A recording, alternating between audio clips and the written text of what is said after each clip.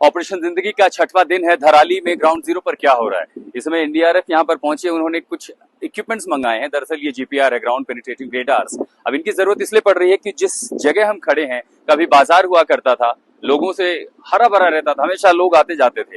लेकिन जब मलबा आया तो ये अंदाजा लगाना मुश्किल है कि यहाँ पर 30 फीट मलबा है, 40 फीट मलबा है। तो जीपीआर की मदद से दरअसल पूरे इलाके की स्कैनिंग की जाएगी। आपको पहली तस्वीरें याद है, जब तबाही आई थी तो एक अंदाजा जरूर लग गया था कि कहां पर रिहाइश थी, कहां पर सड़कें थी, कहां लोग संभावित हो सकते हैं। तो जीपीआर की मदद से उन इलाकों को स्कैन किया जाएगा। स्कैनिंग में ये पता चल सकता है कि जमीन के नीचे क्या कहीं घर है, किसी तरह का स्ट्रक्चर है। अगर स्ट्रक्चर है तो क्या वहां पर जो लोग लापता हैं उनके शव बरामद हो सकते हैं, बोन स्ट्रक्चर पता चल जाएगा। और उसके बाद फिर मैन्युअली खुदाई करके कम से कम वो जो लापता लोग हैं उनके शव जरूर बरामद किए जाएं। ये भी कम से कम संभावनाएं लग जाएंगी कि यहाँ पर क्या रास्ता बनाया जा सकता है।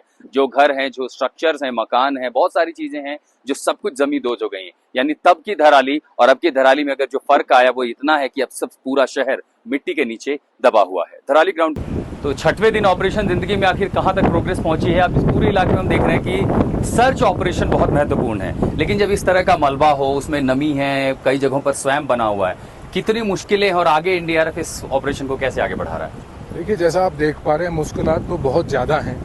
किस तरह से बड़े बड़े बोल्डर्स हैं यहाँ पे, अभी मशीनरी जो है आ नहीं सकती है, वो रोड बनाने में इंगेज हैं।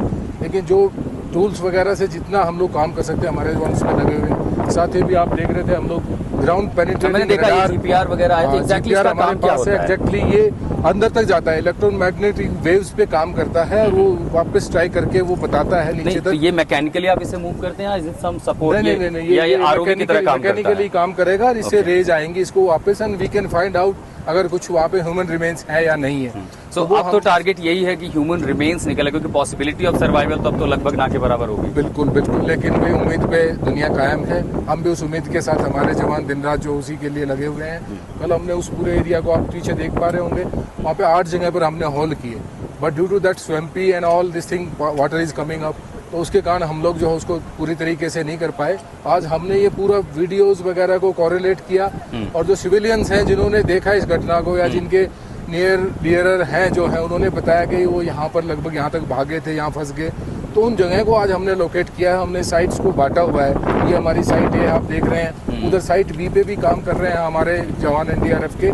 तो अब देखते हैं, जीपीआर भी हमारे पास है। जीपीआर से उम्मीद है कि कुछ हमें बेटर उसका रिजल्ट। पुरानी तस्वीरें तबाही के समय लोगों ने रिकॉर्ड की थी, उसे एक अंदाजा लगाया जा सकता था मलबा किस रास्ते था, सड़क कहां पर थी, जो लोग भागते दौड़ते दिखाई दे वो कहां हो सकते थे और उसमें रिहाइश कहां हो सकते थे। और ऐसे में स्कैनिंग एक बहुत बड़ी मदद कर सकता है स्ट्रक्चर का पता लगाने में, और स्ट्रक्चर के नीचे अगर लोग हैं, बड़ी चुनौती है ऑपरेशन जिंदगी में। धराली के पूरे लैंडस्केप को एनडीआरएफ ने अलग अलग सेक्टर में बांटा हुआ है। ये जीपीआर मशीन है जिसके साथ इस पूरे टेरेन को स्कैन किया जा रहा है।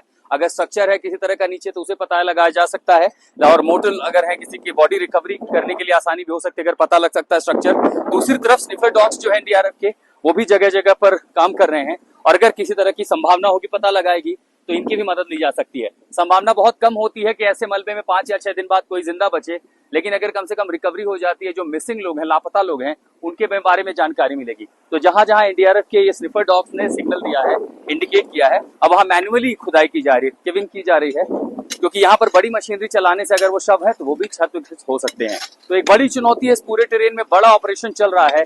और ये देखिए, 1 सेक्टर, 2 सेक्टर, तीसरा और उधर चौथा। तो जिन जिन इलाकों में आज बड़ा ऑपरेशन देख रहे हैं कि छठवें दिन जो स्केल है, खासकर जो सर्च ऑपरेशन का स्केल है, वो बहुत ज्यादा बढ़ा दिया गया है। और धराली में यानी रिस्टोरेशन, इलेक्ट्रिसिटी कनेक्शन और उसके बाद सर्च ऑपरेशन, इस तरह की तबाही के बाद सबसे बड़ी चुनौती होती है। और इन चुनौतियों से जूझती हुई एनडीआरएफ टीम यहाँ उस सर्च ऑपरेशन को अंजाम दे रही है।